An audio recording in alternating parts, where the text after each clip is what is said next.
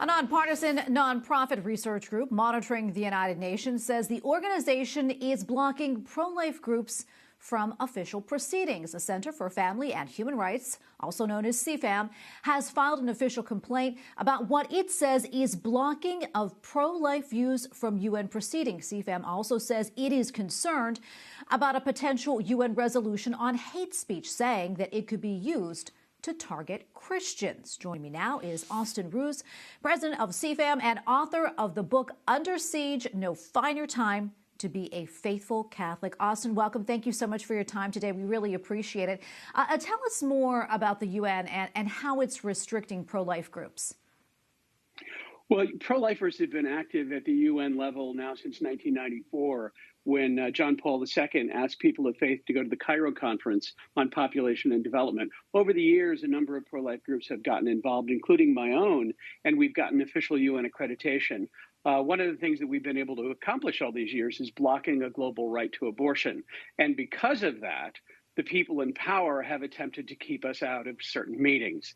The most recent one was the Commission on the Status of Women, which was a 2-week negotiation that happened last month, and they blocked us from participating in what are known as parallel events. We have participated in parallel events now for 25 years, but they blocked us this time along with every other pro-life organization that applied for participation. And as we mentioned, you filed an official complaint. Can you talk to us more about that, and have you heard anything about it? Well, we filed a complaint and sent it to the Secretary General, also to the head of this organization called UN Women. UN Women is a UN agency, $1 billion a year UN agency, which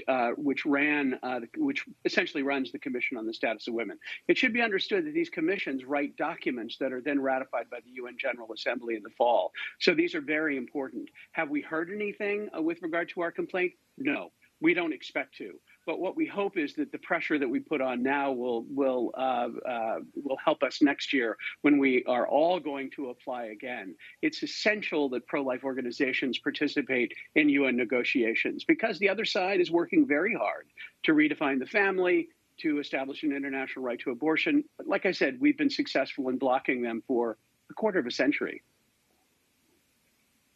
And something else we also mentioned, the UN is considering a resolution on hate speech. I know that you've raised concerns about the current language. What does it say exactly, and why do you fear it could be used against Christians? Well, you know, there's an effort to initiate hate speech legislation all over the world, including in the United States. And the idea is that anything critical that you may say about the LGBT movement or gender ideology in general can be punishable.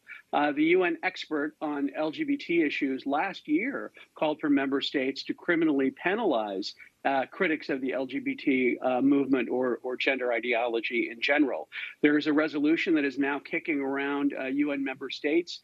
I think we're going to be able to kill it. But the fact that it is actively being considered is very concerning because it will target specifically conservative and Christian criticism of gender ideology. I mean, the Holy Father himself has called it ideological colonialism. So potentially the Holy Father could run afoul of the UN human rights apparatus.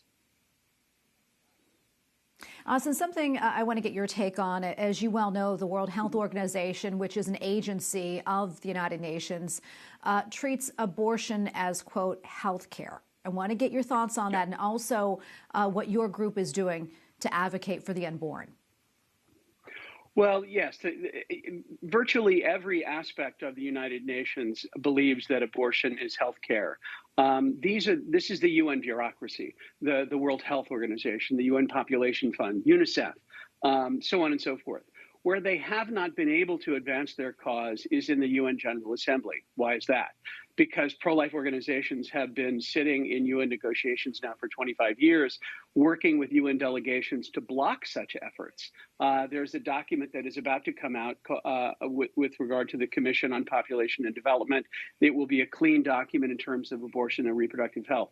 We lose when it comes to the bureaucracy that has billions of dollars to spend. Where we win is when we are actually in the room negotiating. And that's the importance of pro-life and pro-family groups being present at the United Nations, and why your viewers should care deeply about what is happening at the United Nations. And Austin, before I let you go, we have probably 30 seconds left or so. But as we mentioned, you recently wrote a book called Under Siege. If you could quickly tell us about that and what inspired you to write it.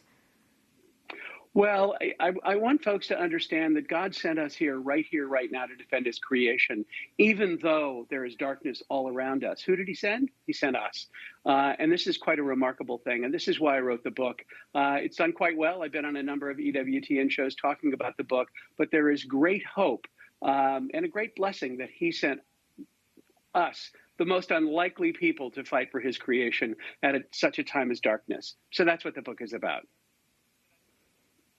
Well, we can't wait to read it, Austin. Thank you so much for your time today and for coming on. We really appreciate it. My pleasure. Thank you so much.